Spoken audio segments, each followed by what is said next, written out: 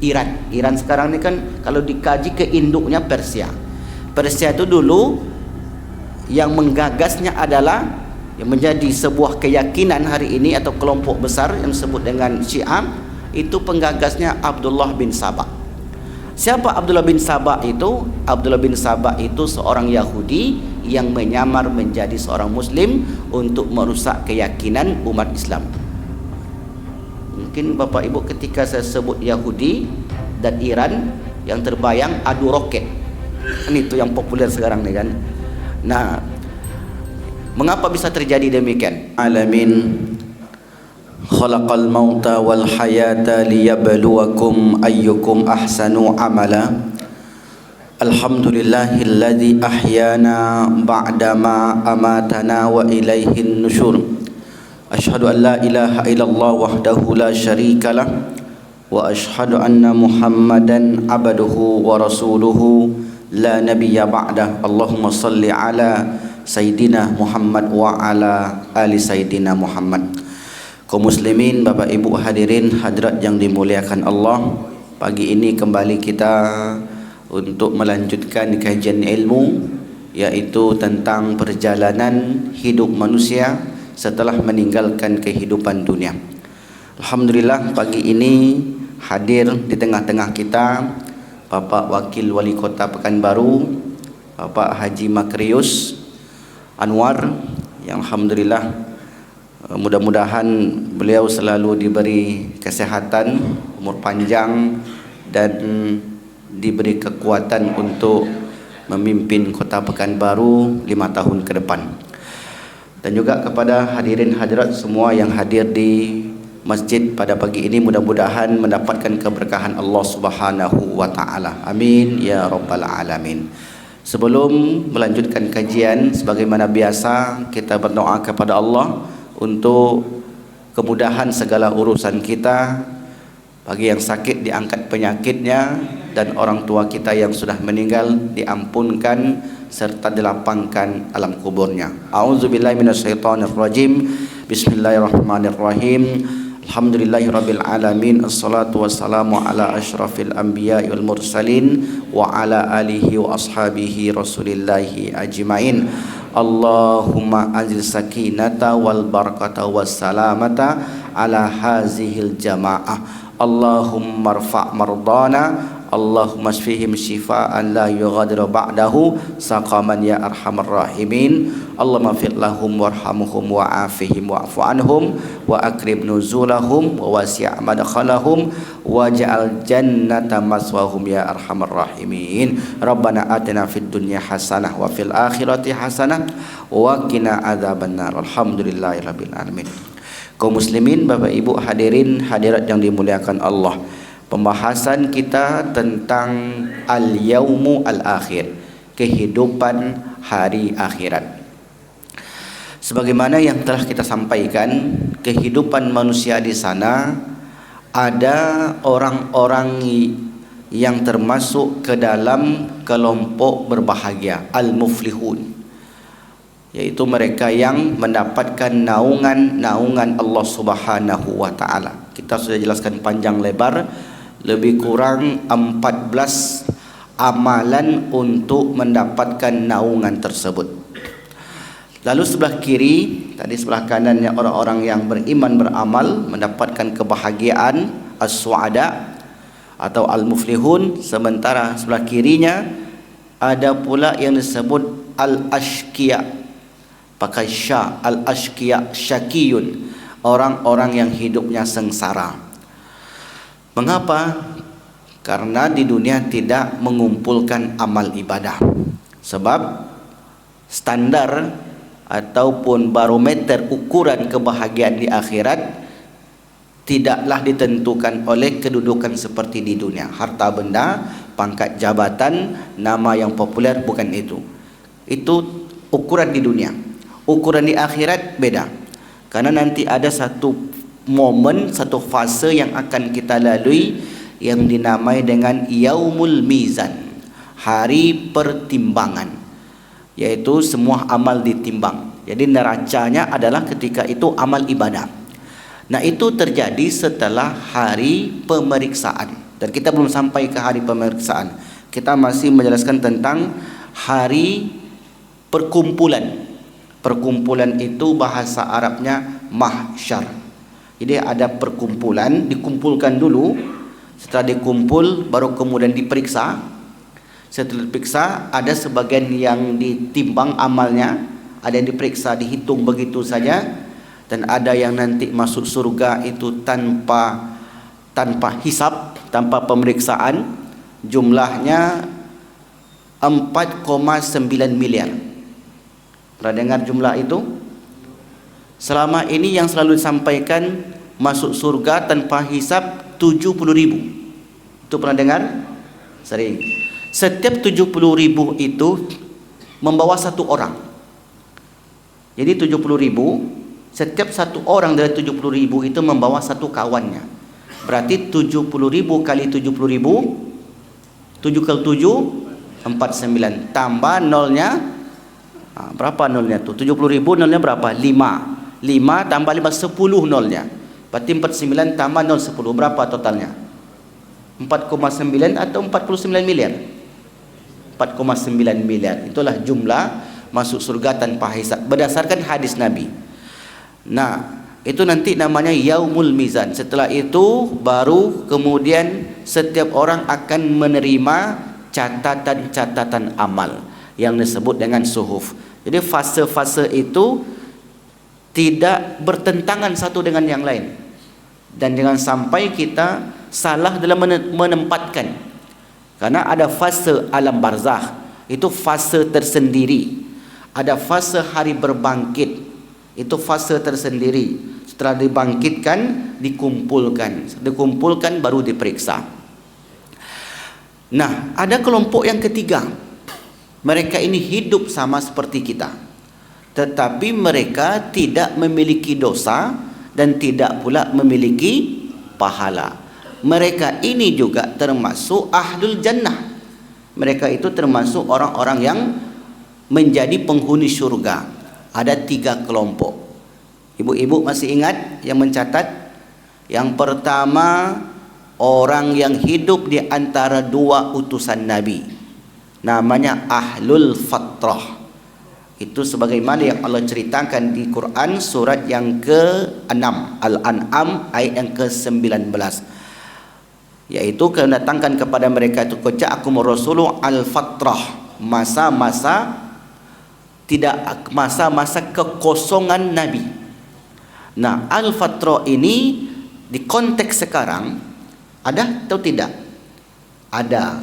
Mereka ini tidak mendengarkan dakwah. Artinya dakwah itu tidak sampai ke telinga mereka. Itu disebut juga ahlul fatrah, konteks terkini. Kalau al-fatrah dahulu, antara Nabi Isa dengan Nabi Muhammad lebih kurang 6 abad, 556 tahun, lebih kurang 6 abad. Tidak ada Nabi dan Rasul yang diutus. Ketika mereka menyimpang, maka mereka tidak termasuk orang-orang yang dibebankan syariat. Termasuklah di situ ayah dan ibu Nabi Muhammad sallallahu alaihi wasallam. Lalu kemudian ada yang bertanya ke saya, lalu bagaimana dengan ayah Nabi Ibrahim, Ustaz? Wa idz qala Ibrahimu li abihi Azar. Dan ingatlah ketika Ibrahim berkata kepada ayahnya Azar. Azar itu siapa? Ini agak keluar sedikit, tapi masuk dalam konteks akidah. Karena kita ingin menjelaskan setiap orang nanti kan punya status di akhirat. Terkadang begini Bapak Ibu, ketika kita berjalan di luar, ada orang gila, ada orang stres, ada orang sehat. Itu semua manusia. Dan sama nanti keadaan di akhirat. Yang membedakan adalah apakah dia sehat akal pikirannya atau tidak. Kalau sehat akal pikirannya, mereka terbebani syariat. Ketika mereka melanggar, berdosa. Dosa kalau tidak bertobat mendapat ancaman di akhirat. Ketika dia berbuat baik, pahala. Implikasinya di akhirat mendapatkan kenikmatan. Ada orang yang tidak seperti itu. Maka mereka yang tidak gila tidak sebagai tadi, maka mereka termasuk ahlul fatrah. Yang mereka tidak sampai dakwah al-fatrah. Konteks terkini. Maka orang tua Nabi Muhammad dan ibunya termasuk Al-Fatrah selamat berada di surga. Adapun ayah Nabi Ibrahim alaihissalam, wa idz qala Ibrahim li abihi Azar, seperti yang dikutip oleh Imam Fakhruddin Ar-Razi dalam kitab Al-Kabir. Nama kitab tafsirnya Al-Kabir, Mafatihul Ghaib nama lainnya. Mafatih artinya kunci-kunci gaib. Di kitab ini luar biasa, kitab tafsir tapi bercorak filsafat dan ilmu kalam. Jadi kalau orang yang belajar filsafat maka cocok untuk membaca kitab ini, karena memang di situ beliau paparkan pendapat-pendapat para ulama yang merangsang akal pikiran kita untuk bekerja keras menganalisa. Itu orang-orang filsafat pasti arahnya ke sana, dan orang-orang yang mengkaji ilmu kalam. Apa pula ilmu kalam ni Ustaz? Ilmu kalam itu nama lain daripada ilmu akidah. Jadi kalau nanti Bapak Ibu dengar ada di situ ada kajian akidah, di situ ada kajian tauhid, apa bedanya? Sama-sama membahas Allah Subhanahu wa taala. Tetapi banyak orang menamainya ilmu akidah dibanding ilmu tauhid. Meskipun ilmu tauhid juga disebut ilmu akidah. Kenapa? Karena akidah itu secara bahasa artinya ikatan, akad. Ikatan antara seorang hamba dengan Allah Subhanahu wa taala. Nah, disebut dalam kitab itu bahwasanya Azar bukanlah ayah Nabi Ibrahim. Nah, tetapi paman. Ini satu pendapat. Pendapat yang lain mengatakan nama lain daripada Azar itu adalah Tarikh atau Taroh.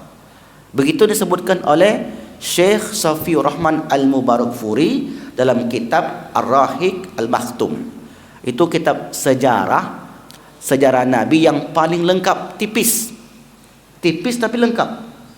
Tipisnya berapa? 670 halaman. Itulah tipisnya.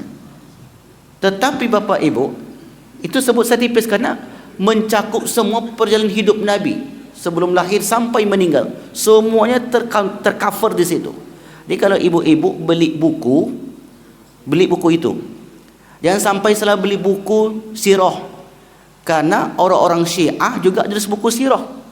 Saya tahun 2002 yang lalu begitu dapat gaji dari MDA, saya ngajar MDA dulu, dapat gaji waktu itu 200.000. Sebelilah buku sirah itu harganya 80.000 tahun 2002 di Gramedia. Penulisnya Ja'far Subhani. Saya baca di situ banyak mengungkap tentang Imperium Persia, Iran sekarang ini kan kalau dikaji ke induknya Persia. Persia itu dulu yang menggagasnya adalah yang menjadi sebuah keyakinan hari ini atau kelompok besar yang disebut dengan Syiah, itu penggagasnya Abdullah bin Sabah. Siapa Abdullah bin Sabah itu? Abdullah bin Sabah itu seorang Yahudi yang menyamar menjadi seorang Muslim untuk merusak keyakinan umat Islam. Mungkin Bapak Ibu ketika saya sebut Yahudi dan Iran yang terbayang adu roket. Kan itu yang populer sekarang nih kan. Nah, mengapa bisa terjadi demikian? Ya, memperebutkan kekuasaan. Nah, itu nanti ceritanya tentang politik lah. Tapi yang jelas pendirinya adalah Abdullah bin Sabah yang kemudian membuatkan keyakinan sampailah hari ini. Jadi bukunya berjudul tentang Sirah Nabawiyah. Penulisnya Ja'far Subhani, ulama besar Iran. Di situ banyak mengkaji tentang sahabat yang cenderung kepada pemikiran mereka, dan banyak juga yang mengkaji tentang Aisyah yang dianggap masuk neraka. Itulah Iran tadi. Itulah Syiah Imam 12. Jadi kalau kajian Syiah ini Bapak Ibu tak bisa sekali pertemuan, 2 tahun tak selesai. Kalau ada nanti ustaz yang bisa mengkaji secara khusus, karena Syiah itu variannya banyak sekali. Mereka itu kalau face to face, apple to apple, kalau kita bandingkan dengan Ahlus Sunnah wal Jamaah, berimbang Pak. Berimbang dari segi keilmuan. Kalau teknologi mereka lebih menang, karena Iran ini pemikirannya kuat, mereka mengkaji filsafat itu kuat. Makanya Said Hussein Nasr itu seorang Iran, tapi kemudian pemikiran dia pakai di dunia karena berpikir keras. Mereka punya tafsir, kita punya tafsir. Mereka punya hadis, kita punya hadis. Mereka punya kitab sejarah, kita punya kitab sejarah. Mereka punya kitab etika, adab moral, kita punya. Semua yang ada dalam Ahlussunnah wal Jamaah itu ada pada tubuh Syiah tersebut. Jadi mereka itu punya kitab tafsir, punya hadis, punya fikih, punya sejarah, punya filsafat, punya ilmu logika, semua yang mereka punya. Nah, kok jauh kali perginya ya? Kemana tadi? Kadang asik pula menceritakannya sekarang ini. Nah, buku, masalah buku tadi. Jadi ketika kita membeli buku, mesti periksa juga. Ada lagi buku fikih 5 mazhab. Itu termasuk fikih Syiah juga di situ, yaitu fikih Ja'far. Fikih Ja'far. Jadi ada 5. Makanya ketika kita beli buku memang harus paham juga, harus berhati-hati. Jadi kemudian kita balik ke kaji tadi, Azar itu adalah pamannya Nabi Ibrahim alaihissalam. Nah, ada yang mengatakan nama ayah Nabi Ibrahim itu Tarikh atau Taroh. Begitu disebutkan oleh Syekh Safiur Rahman Al-Mubarakfuri dalam kitab Sirah Nabawiyahnya. Itu terjemahan. Nah, jadi menurut Imam Fakhruddin Ar-Razi, Azar di situ adalah paman. Karena orang Arab ketika menyebut paman itu disebut bapak. Misalnya ketika Allah katakan di Quran surat ketika Allah menyebutkan na'budu ilahaka wa ilaha abaika Ibrahima wa Ismaila wa Ishaqa ilahan wahida, yaitu sembahlah Tuhan bapakmu dan Tuhan bapakmu, maksudnya datuknya, pamannya, maka disebut juga dalam bahasa Arab itu bapak. Jadi ayah Nabi Ibrahim itu oleh para ulama Ahlussunnah wal Jamaah adalah seorang yang beriman, sementara pamannya sebagai pembuat patung asnam tidak beriman kepada Allah Subhanahu wa taala. Ini pendapat yang dapat kita ambil. Sehingga kemudian turunannya ke bawah nanti. Ketika datuk Nabi Muhammad itu muslim, yaitu ayah Ibrahim, sampai ke bawah ayah Muhammad sallallahu alaihi wasallam juga seorang yang muslim. Maka disitulah mereka disebutkan sebagai ahlul fatrah yang hidup di antara dua nabi menjadi penghuni surga. Jadi di situ tidak ada perdebatan dalam Ahlussunnah wal Jamaah tentang keberadaan ayah Rasulullah sallallahu alaihi wasallam. Ada yang mengatakan inna abi wa abaka finnar. Sahabat bertanya, ya Rasulullah, di mana bapakku dan bapakmu? Bapakku dan bapakmu berada di neraka. Nah, bapak di sini maknanya adalah paman. Karena Abu Thalib tidak beriman kepada Nabi setelah dia melihat ponakannya itu menjadi seorang Nabi. Nah, kalau sudah bertemu dengan Nabi, tidak beriman kepada Nabi, maka mereka tetap dihukumi tidak beriman kepada Allah. Ini ahlul fatrah. Konteks terkini, mereka yang tinggal di pedalaman-pedalaman. Dan kami pernah masuk ke Selat Panjang, mengantarkan bantuan Bapak Ibu yang dari Kota Pekanbaru. Di sana mereka tak tahu memang Tuhan itu siapa, Nabi Muhammad itu siapa, Al-Quran itu apa. Meskipun hari ini kemajuan teknologi yang sangat luar biasa, tetap masih ada orang-orang yang belum mengenal Islam. Nah, andailah banyak yang seperti itu, mereka selamat. Jelas di sini Bapak Ibu, ahlul fatrah, mereka selamat. Dalilnya tidak kita bacakan lagi. Nah, yang kedua yaitu seorang bayi yang meninggal atau seorang anak yang meninggal sebelum akil balik. Semuanya itu menjadi penghuni surga. Maka nanti anak ini tidak mau masuk surga sebelum mereka menarik orang tuanya masuk surga bersamanya. Andailah kita ni Bapak Ibu memiliki anak yang lebih dahulu dipanggil oleh Allah, 2 orang kata Nabi, dalam hadis tersebut 2 orang, maka anak itu enggan untuk masuk surga. Ya Allah, kami enggak mau masuk surga sebelum bapa-bapa ayah kami masuk surga bersama kami. Inilah salah satu syafaat yang diharapkan nanti. Penting kita bahas hal semacam ini, karena kalau kita tengok hari ini, kejahatan terhadap anak kecil tu banyak sekali. Tak ada dosa, tak ada salah. Terkadang saya berpikir tu Bapak Ibu, mengapalah anak-anak kecil itu dihilangkan nyawanya? Pelakunya terkadang ada yang masih remaja, kemarin yang dimasukkan ke septic tank, ada yang dimasukkan ke karung dihanyutkan, ada lagi bapak-bapak tetangganya yang kemudian nengok anak-anak. Begitulah kejahatan hari ini semakin tinggi dalam kehidupan masyarakat.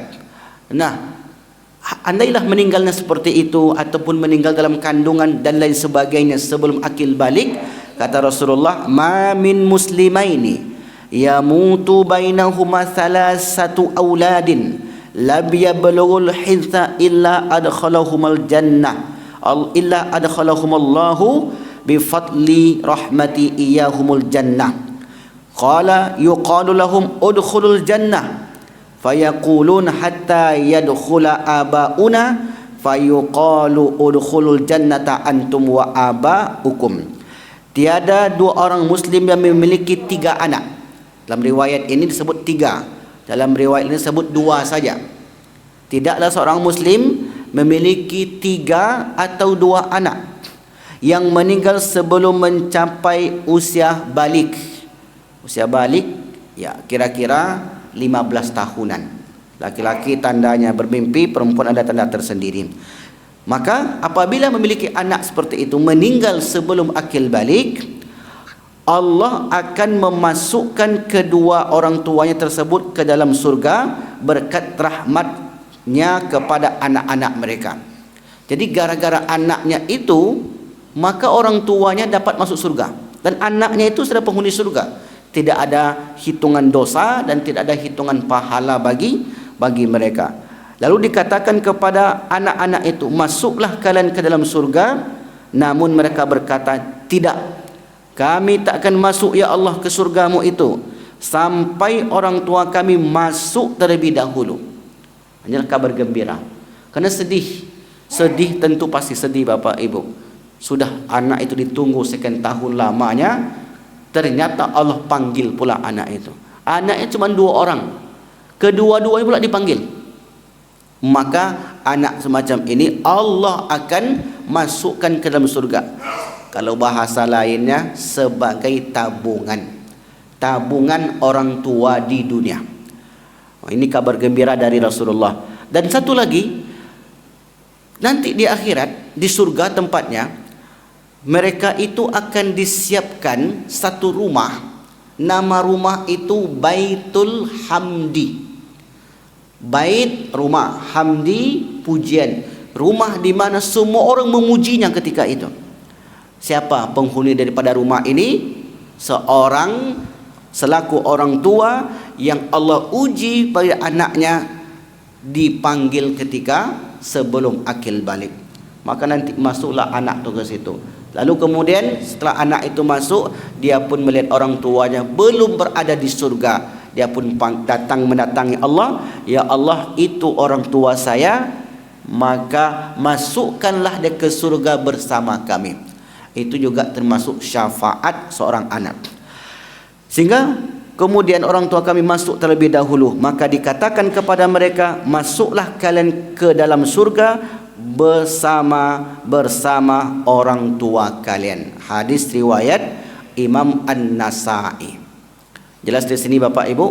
Jadi kalau masih ada kesedihan misalnya, apalagi ibu-ibu yang ketika anak sedang lucu-lucu, Allah panggil pula, sedih. Nah, ini ada Bu Dokter Diana di sini. Ada.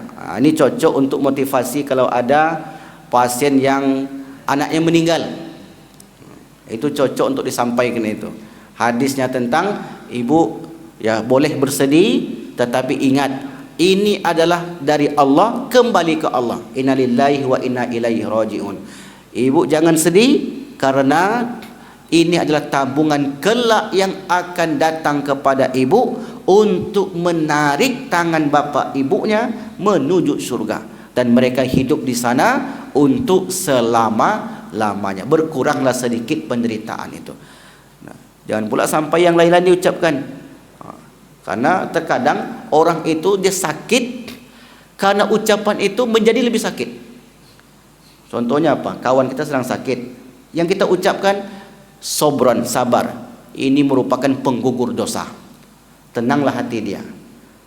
Insya Allah penyakit yang menimpa bapak ibu ini insya Allah menggugurkan dosa bapak ibu. Tenang hatinya. Kalau ucapan yang lain, iku memang dosa apa utang, iku gara-gara apa utangku begitu. Padahal belum tentu juga. Banyak musibah yang menimpa kita bukan karena kita, karena orang lain. Dosa orang itu bisa kita terkena musibah, bisa seperti yang terjadi di tsunami. Sebagian orang yang berbuat maksiat, satu kampung itu dihempas oleh gelombang besar. Di daerah Sulawesi memang mayoritas sudah berbuat dosa, tetapi tidaklah semua berbuat dosa di situ. Sabung ayam jadi, judi jadi, ini jadi, itu jadi. Tapi orang-orang baiknya juga ketika datang musibah Allah, maka mereka akan tetap mendapatinya. Saya banyak menengok video-video Pak Wali Kota dan Wakil Wali Kota kita dan mulai sekarang merazia tentang tempat-tempat kemaksiatan. Ini salah satu menjauhkan musibah yang datang. Karena musibah itu tak akan datang tanpa ada pemancingnya.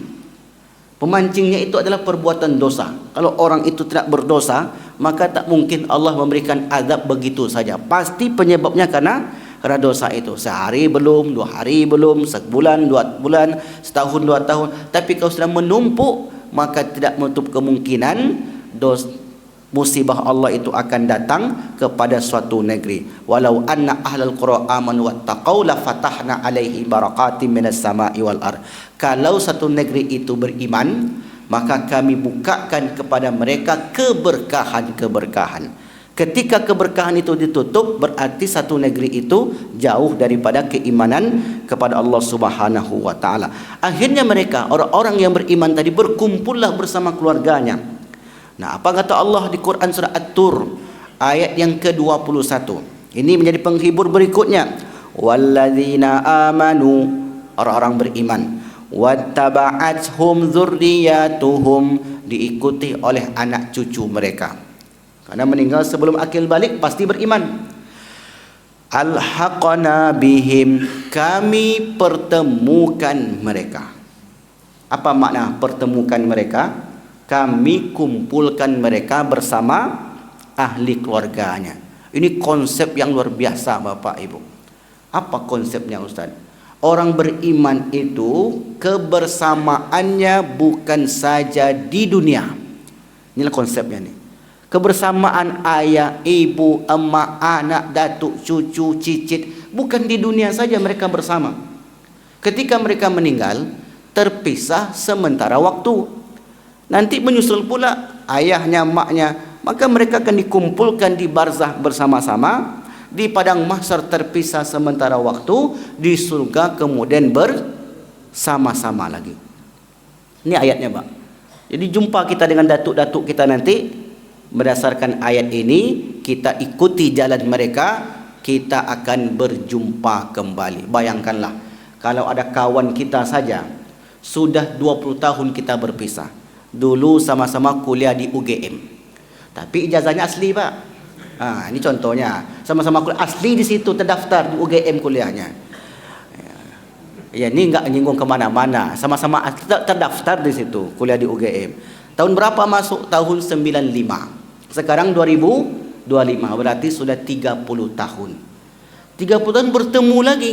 Bagaimana perasaan kita? Senangnya bukan main. Itu baru 30 tahun berpisah.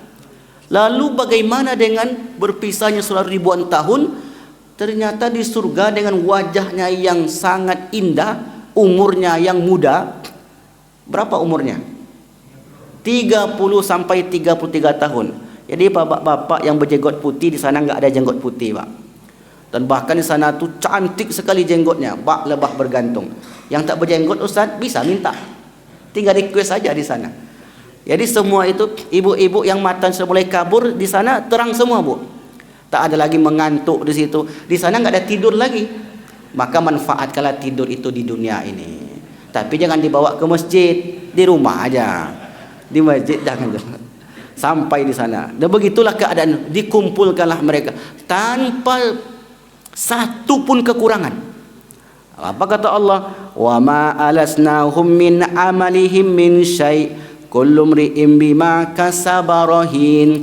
Tak satu pun apa yang mereka perbuat di dunia kecuali akan mereka dapatkan. Setiap orang memanen amalnya masing-masing.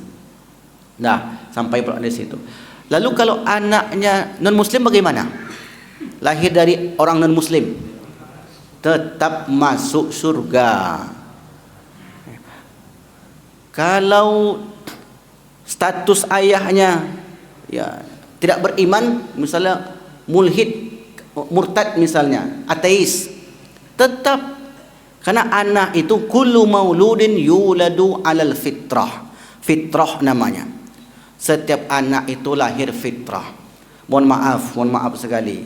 Banyak orang bilang, mohon maaf ya Pak Ibu, bahasanya mungkin agak kurang bagus, anak haram katanya. Enggak ada yang begitu tuh Bapak Ayo. Dan sampai ada yang mengatakan lagi hal semacam itu. Bahkan kalau dulu orang tua itu melakukan perbuatan haram tersebut, lalu kemudian dia bertaubat, itu pun dihapuskan Allah. Makanya tidak boleh mengungkit masa lalu. Contoh dalam kehidupan sehari-hari, ini masuk sedikit bab fikih. Kalau dulu ketika dia muda-muda, mohon maaf lah, MBA misalnya kan, anak itu lahir, ketika akan menikahkan, boleh enggak diungkap itu? Ini anak ni dulu bukan anak dia ni, enggak boleh.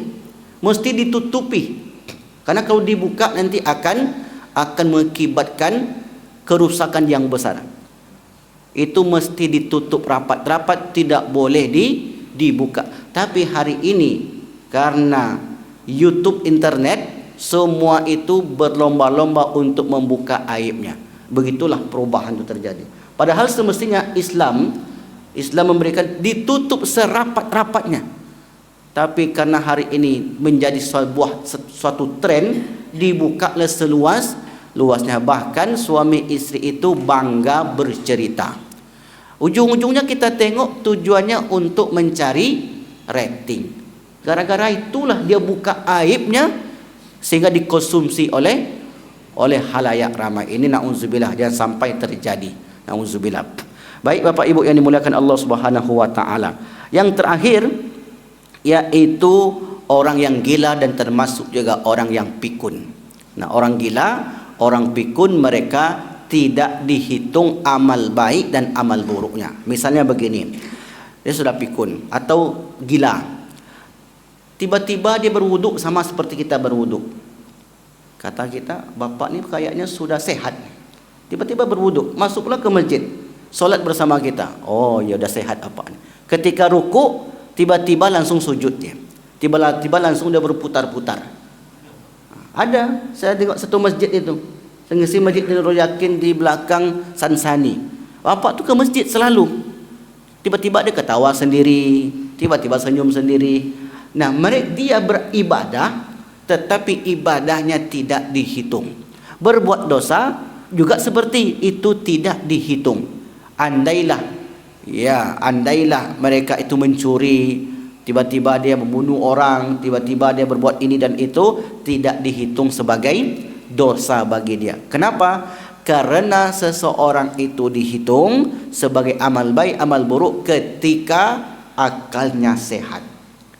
Jadi inilah menjadi barometernya Bapak Ibu. Maka dalam solat itu mesti menggunakan akal. Kita ikatkan akal kita dengan Allah.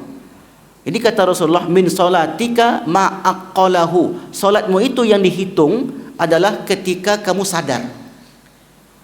Jadi solat kita itu dihitung sebagai pahala ketika kita sadar. Yang tak sadar itu maka tak dihitung. Allahu Akbar. Yang teringat masakan di rumah, itu kan tak sadar dalam solat. Hilang kesadaran, ingat rumah, itu tak dihitung itu Bu. Tak dihitung sebagai pahala. Apa-apa juga begitu. Allahu Akbar, teringatlah misalnya, ni nanti jam 7 dah masuk kantor ni, kata Pak Wako. Nah, itu tak dihitung. Pokoknya apa yang sudah hilang dari kekhusyuan tidak dihitung sebagai pahala. Makanya solat kita ini ada yang mendapatkan 50% pahalanya, ada yang 20%, ada yang 10%, mungkin ada yang lebih bawah daripada itu. Intinya adalah bahwasanya yang dihitung ketika kesadaran itu. Nah, apa kata Rasulullah sallallahu alaihi wasallam tentang orang yang tidak dihitung ini? An Aisyata an Nabi sallallahu alaihi wasallam rufi'atil qalam an thalathatin, diangkat pena dari 3 perkara, dari 3 orang, 3 kelompok.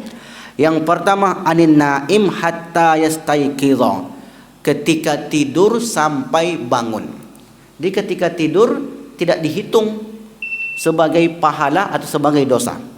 Wa an saghiri hatta yahtalima, orang yang anak kecil sampai bermimpi. Wal majnun hatta ya'qila, orang yang gila sampai berakal. Akal itu artinya mengikat. Akal itu artinya mengikat. Terikat, tahu mana baik mana buruk. Nah, disitulah seorang baru kemudian dihitung. Nah, kalau ada orang yang tadi tinggal sedikit, kalau ada orang yang non muslim, ini agak tertinggal sedikit. Dulu dia non muslim tapi bantu masjid, bantu fakir miskin, bantu pesantren. Tiba-tiba di umur 40 tahun dia muslim. Apakah amal ibadah yang selama ini dihitung sebagai kebaikan, sebagai pahala atau tidak? Maka jawabannya dihitung sebagai pahala. Bapak ibu bermuamalah dengan non-muslim tapi baik dia, kemudian dia bantu ini bantu itu, tiba-tiba dia masuk Islam, maka amal kebaikannya itu dihitung sebagai pahala. Tapi amal buruknya tidak dihitung karena ketidaktahuan dia. Ketika dia masuk Islam, dia tinggal melanjutkan itu semua. Dan saya pernah ketemu dengan seorang bapak-bapak Chinese, namanya Bapak William. Orangnya baik karena kebaikannya itu membawa dia ke dalam Islam.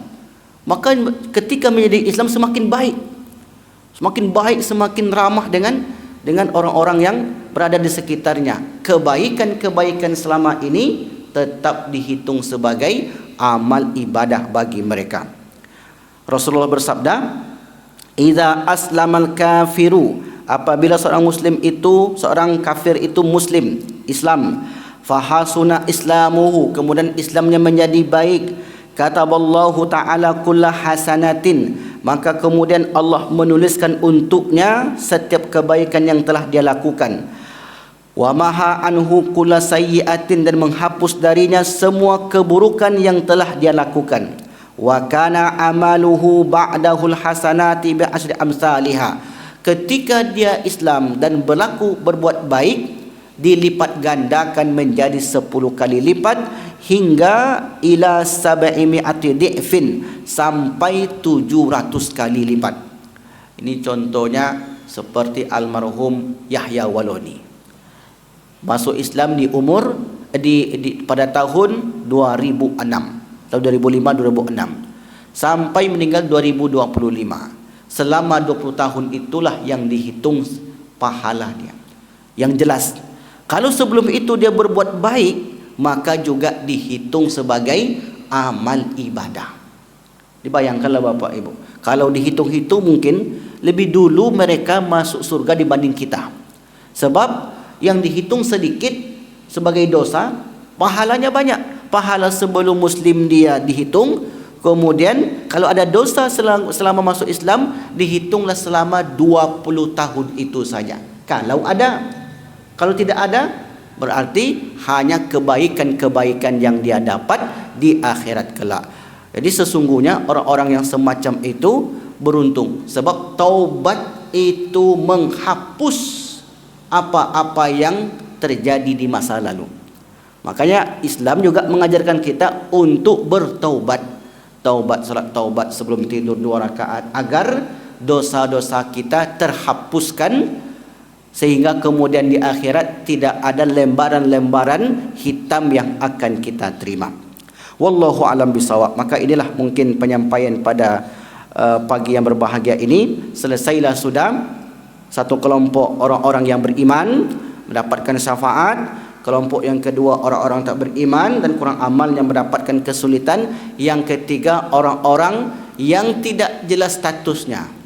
Beriman tak ada akal, beriman tak tahu ajaran Nabi, beriman karena masih kecil, belum mengerti mana baik mana buruk. Maka mereka ini lebih dahululah daripada kita nantinya masuk surga Allah Subhanahu wa taala. Sementara kita yang diberi akal, maka taklif, terbebani oleh syariat. Itulah yang akan dihitung satu persatu. Masuklah kita ke yaumul hisab. Nah, masuk kita pada pembahasan yaumul hisab. Baik Bapak Ibu yang dimuliakan Allah Subhanahu wa taala, yaumul hisab ini pembahasan sangat panjang sekali. Maka insya-Allah pembahasan detailnya akan kita jelaskan di pertemuan yang akan datang. Baik, silakan Pak. Ya, tafadhol.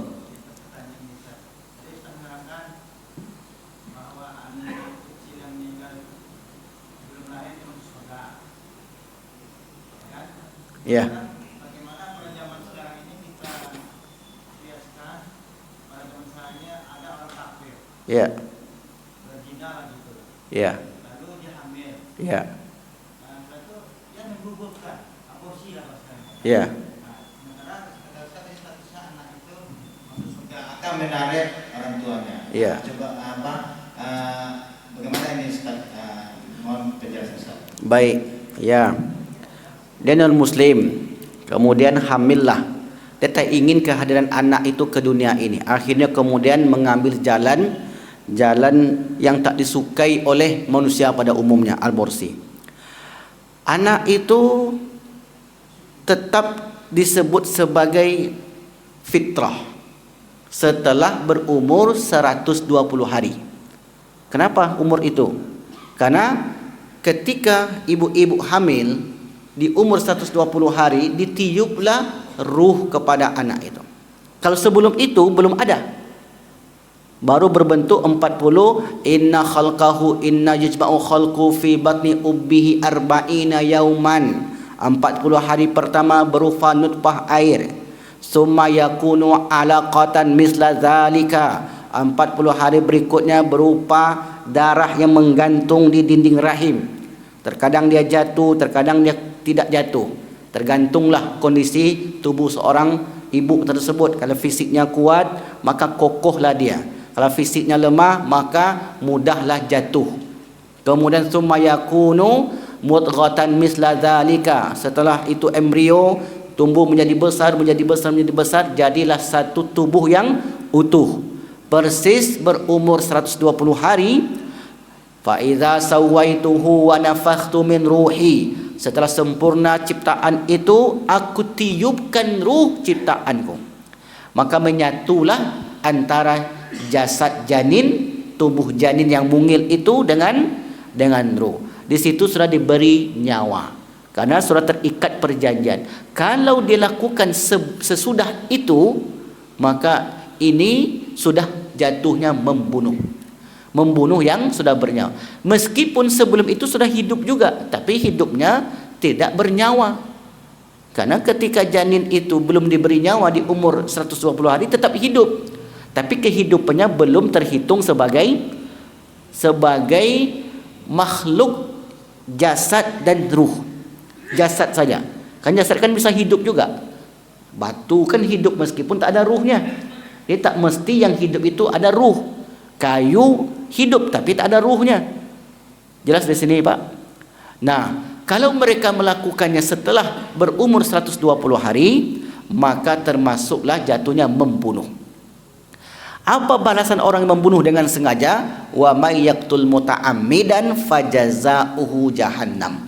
Siapa yang membunuh dengan sengaja, maka balasannya neraka jahanam. Itu pun tidak mutlak, tidak finish. Kenapa? Andai dia muslim di kemudian hari, kan tak tahu kita. Hari ini dia sebagai pembunuh karena kejahilan dia. Suatu saat dia taubatan nasuha, maka ini tidak berlaku lagi.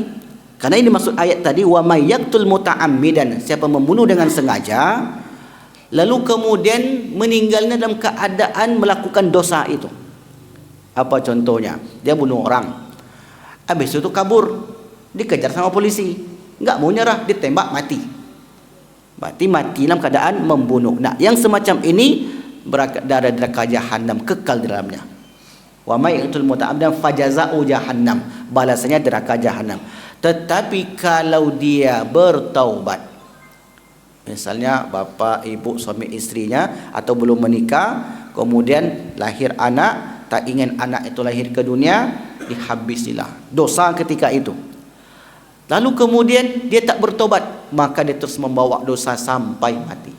Kalau dia bertobat, apa yang bisa menghalangi dari taubat itu? Tidak ada. Semuanya akan dihapuskan kecuali apa pengecualiannya? Hutang. Kalau hutang tak bisa. Hutang arisan misalnya, itu tak lunas dia, Bu, tetap dilunasin. Tapi kalau hutang di bank kapri syariah, lunas, Pak. Begitu pula akadnya, tergantung akad tadi. Mau beli rumah harga 800 juta.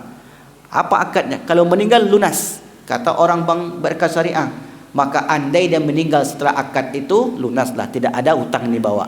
Jadi hutang itulah yang bisa menghalangi atau yang bersangkut paut dengan manusia. Jelas di sini Bapak Ibu yang dimuliakan Allah. Maka kalau dia meninggalnya kafir, ya tentu tidak bisa menolong orang tuanya.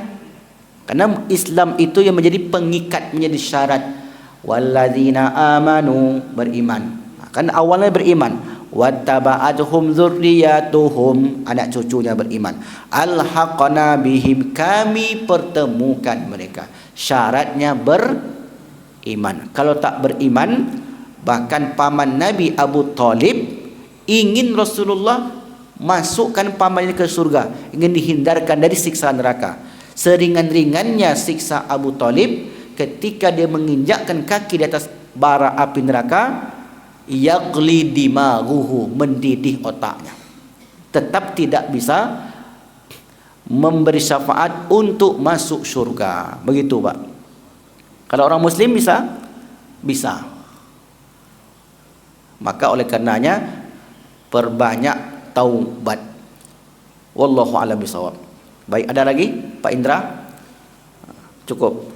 Pak Khalifah, mana Pak Khalifah? Ayat, silakan Pak.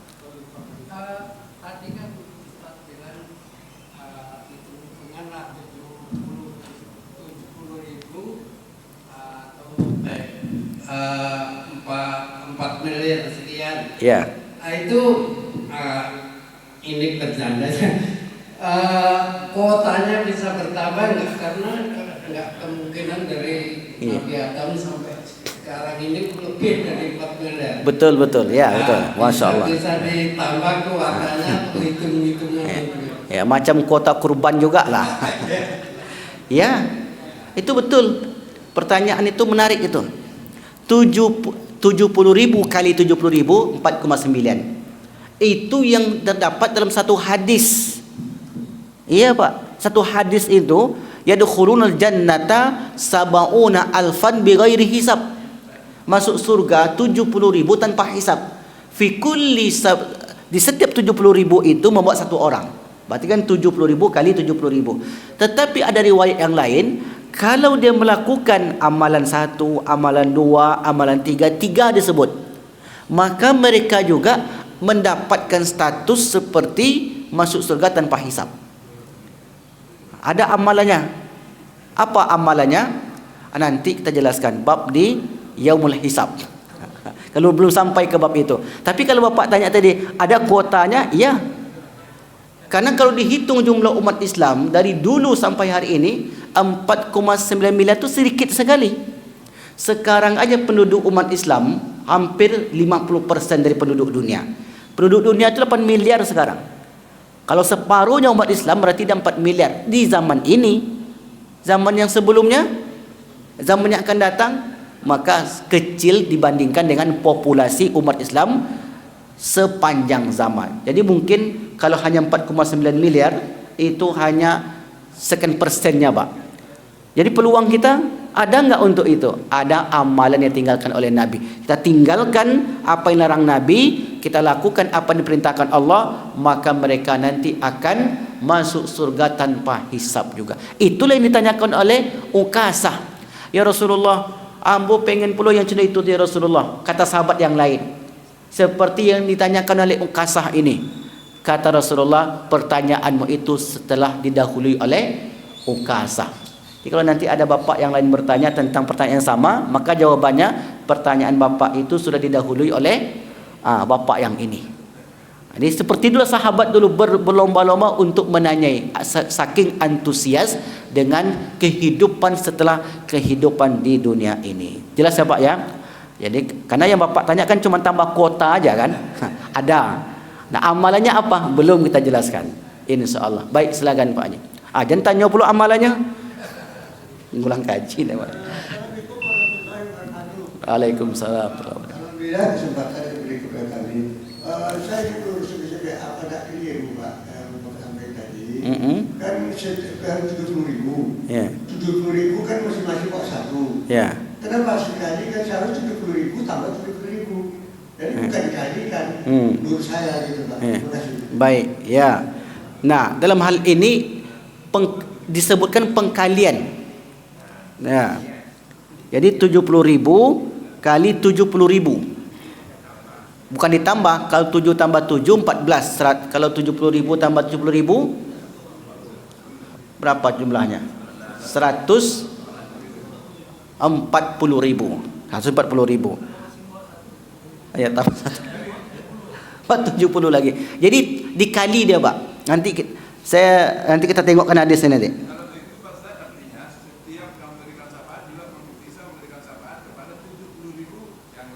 Ya, jadi gini, satu orang, tadi mungkin salah hitung saya mungkin, satu orang yang dari 70.000 itu, satu orang membawa 70.000. Tadi salah hitung saya, bukan 1 kali 1. Kalau 1 kali 1 yang 14. Satu orang membawa 70.000. Coba hitung. Ya, berarti salah hitung saya di awal tadi. Matematika aku gak payah-payah. Jadi satu orang membawa 70.000. Itu makna hadis tadi. Ma'akulli alfin. Jadi setiap satu orang itu membawa 70.000.